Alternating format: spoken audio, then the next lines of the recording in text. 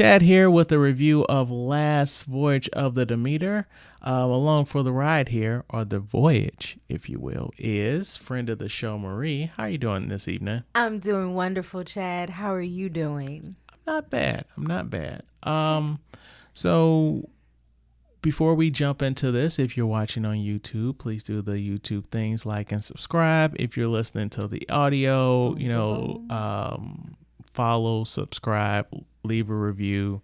We love engagement. All of the things. So tell us what you liked or didn't like about us. Leave a comment in the comments on YouTube. We want all the information.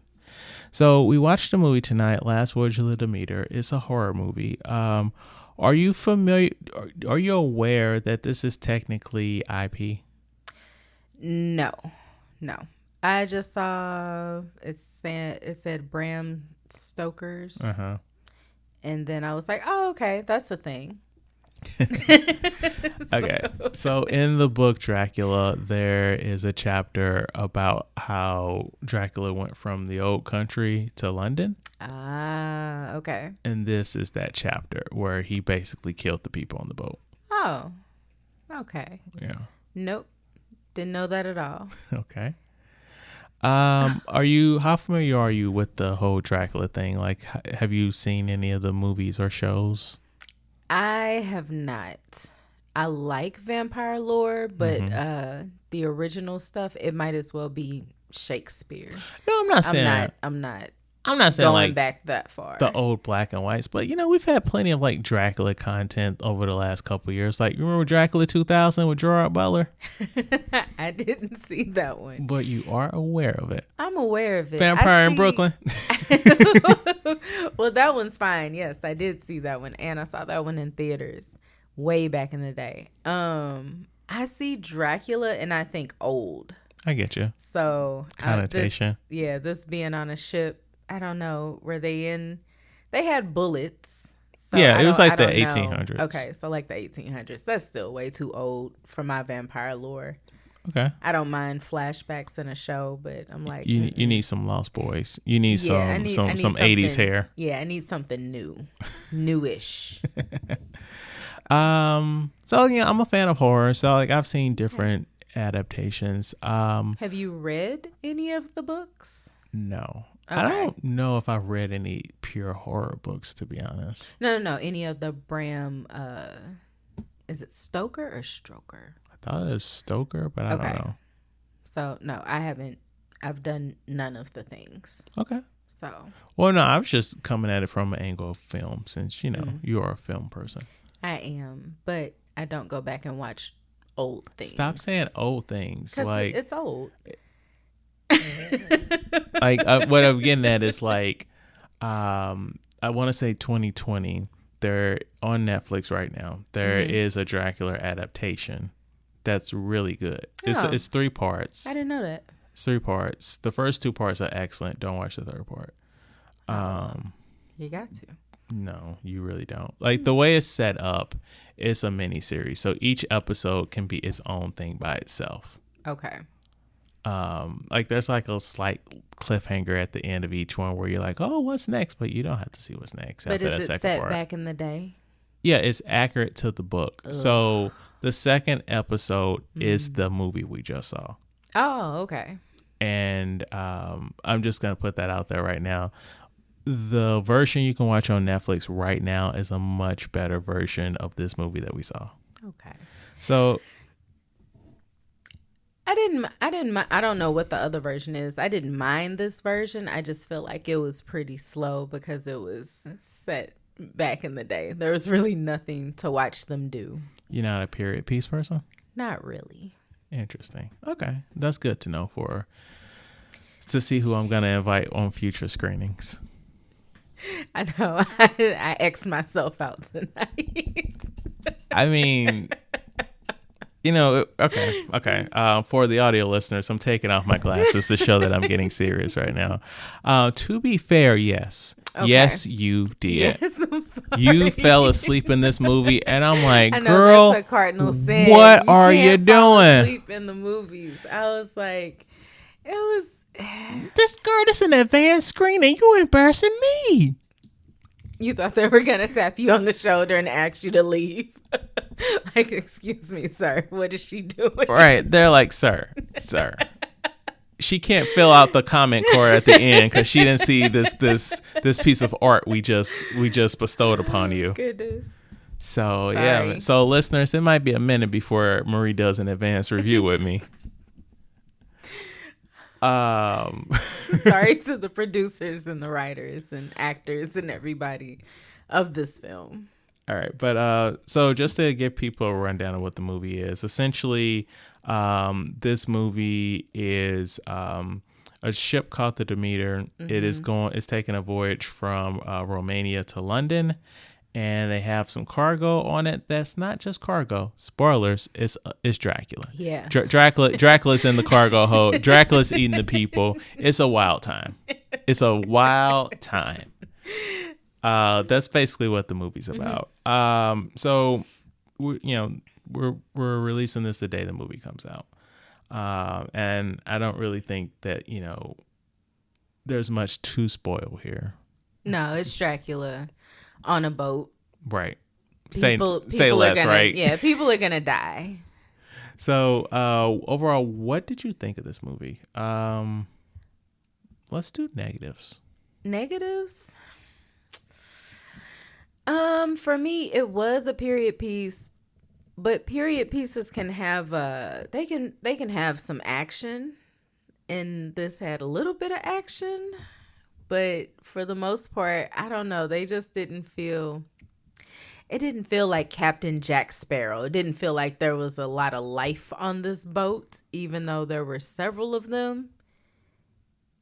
I don't know, the characters didn't really draw me in. Okay. So we'll say that was a negative.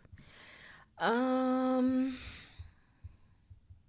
don't know. I think that's all I got. I think I didn't really care about them, and that was part of the problem. So I agree. Like the characters, I don't feel like there was enough depth with the characters. They tried to do a little something with I guess you could say he's the lead. His name's Clemens, played by Corey Hawkins. He's a black doctor, and they kind of throw in there, oh man, he's black, so he's been ostracized. And I'm like, yeah, I get it. I mean, I guess casting a black person in this role is a lot of shorthand for the time period, but I wish they would have did a little bit more with that. They tried to. I mean, he had more backstory than anybody else. That's fair. So, yeah. The fact that he had more backstory than anybody else, and we still didn't know too much about him. Right. That was kind of Yeah. So yeah, like the characters were kind of thin. Like I just feel like I can't say if this was an accurate adaptation of the books. I haven't read it, but it was pretty close to what the TV movie was. Okay. And so I feel like that was pretty close to the book. I just feel like I would have liked, and maybe because I'm coming in here with some slight baggage, I wish they would have did more with what they had, because there were parts where I'm like, I'm kind of bored, and like there's something killing people on this boat. That is the thing. They're on a boat. It's the 1800s, and it didn't really seem like they were doing their detective work. No. To figure out what was going on. No, it's and like, we kept going day, night, and I'm like, who are these people that they can't figure out some type of, there's nothing else to do on this boat. Right. And also like to look for Dracula. You decide to look in the cargo hold at nighttime. Yes. Sir, what y'all look through the whole ship all day, and then y'all get the bright idea, the sun's coming down. It's a good time to go into the dark hold, because this monster only attacks us at night, so that shouldn't be any correlation. And it's funny because they were what do I want to call them? Like, they were like they were tough, they were ready to pull out knives on people and really throw people overboard and that type of stuff. But when it came to searching for Oh, Dracula. A Dracula, they didn't know what to do. Okay, I thought that we were gonna talk about how you're like a 12-year-old boy. Every time they said semen, you're like, yeah, yeah. No, we don't have to talk about that. It was the little things in the movie that were keeping me up. Right. So, how about positives? Positives. I said that I hadn't seen that version of a vampire before, where he fed on his victim, didn't necessarily was killing his victim, but he was like taking them over. It was some sort of like a hypnotism, trance type of deal. And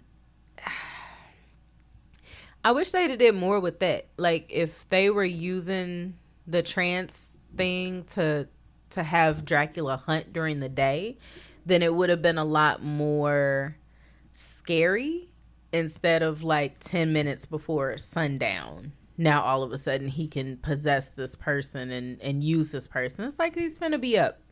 Yeah. His alarm's about to go off in 15 minutes. Like what is this? So I wish they'd have did more with that, because having no reprieve from Dracula would have been great. I would not have minded that version. Like I come back to Secret Invasion. I feel like I referenced this in something else. It's probably not out yet, but they could have had like a whole who is being controlled by Dracula. Yeah. Like I can't trust these people that I've known for however long we've been sailing together. That would have been an interesting turn. Would have made a lot more sense. But I would like to shout out Woody Norman. He is the actor that played Toby, which was the little kid on the boat. Yeah, he was excellent. I agree. He was a really good actor in this film. Very believable. I liked him a lot. Yeah. I appreciate how, even though we were doing some pretty extreme and graphic kills, a lot of it wasn't interesting, but I appreciated what they did with his character. And that's all I'll say on that. Yeah, that is a positive. I did like the killings. That was when they were happening. I was like, "Ooh, this is a little gruesome." Have you reviewed Talk to Me on here? No, that was just for me. Okay, all right. And I saw that, and I think I was off, so I don't think I was on the episode when they got you. But I was just saying I already have a thing with eyes. I have a thing with nails. And now I may have a thing with people hitting themselves against doors and tables. I was like, there was some of that in this movie. Yeah. The possession and just the self kind of mutilation of it was like, yikes. So, yeah, it made me uncomfortable. Okay. Definitely did that job. So do you have any final words before we get out of here? I thought you were maybe going to sum up the ending for me. Yes. Marie did fall asleep. I would love to know what's next for old Dracula, for Count. Well, Dracula basically is Dracula, spoilers, they didn't kill Dracula. Oh, no. Because Dracula don't die on a boat. So Dracula lives, and he is going to do some very bad things in London. In London, okay. So I will say this. I don't understand who this movie's for. Like, why they made this movie. Like, I get, like, some stuff where it's like, I feel like at this point Dracula's in the public domain, so anybody can use it. But if this was like a situation where they're like, we own this character and we have to keep making movies so that we keep the copyrights, I don't understand why they made this movie. Yeah, it didn't feel like a summertime movie. I don't know. Yeah, don't know what they were doing. They just needed to. Somebody wrote a script. They didn't. They photocopied the chapter from the book. They wrote a screenplay. At least they adapted this story into a medium. That's a good question. I can't answer that, but we went. It's for us. It's for you. I see everything. This is my job. I'm sitting in there like, I should have called off today. I was wondering if it was just me. At a certain point, I was like, I don't think I needed to see this. No, that was me. That was also me. I was just like, okay, because it was entertaining in the beginning, but the more day turned into night, night turned into day, I was like, we are not moving this along. Right.